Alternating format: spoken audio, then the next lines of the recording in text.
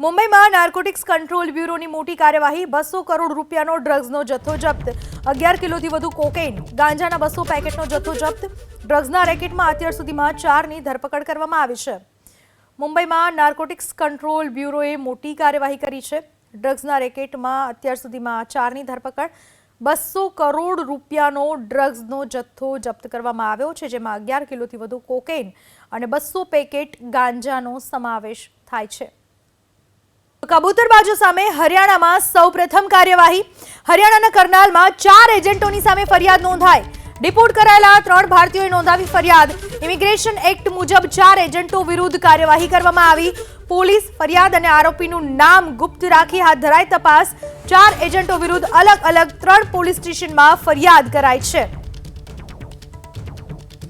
નોંધનીય છે કે જે 103 જેટલા ભારતીયોને પહેલા વિમાન મારફતે અમેરિકાએ ડિપોર્ટ કર્યા, એમાં સૌથી વધારે લોકો હરિયાણાના હતા।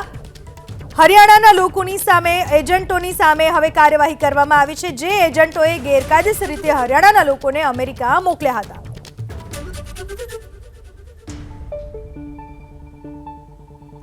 અમદાવાદના સોલામાં વિદેશ મોકલવાના નામે ઠગાઈ કરનારો એજન્ટ ઝડપાયો। કેનેડામાં વર્ક પરમિટથી વિદેશ મોકલવાના નામે ઠગાઈ કરતો હતો એજન્ટ। રોકડ અને આરટીજીએસ મારફતે રાહુલ શાહે 2 વ્યક્તિઓ પાસેથી પડાવ્યા 50 લાખ। રાહુલ શાહ નામના એજન્ટ વિરુદ્ધ નોંધાઈ પોલીસ ફરિયાદ।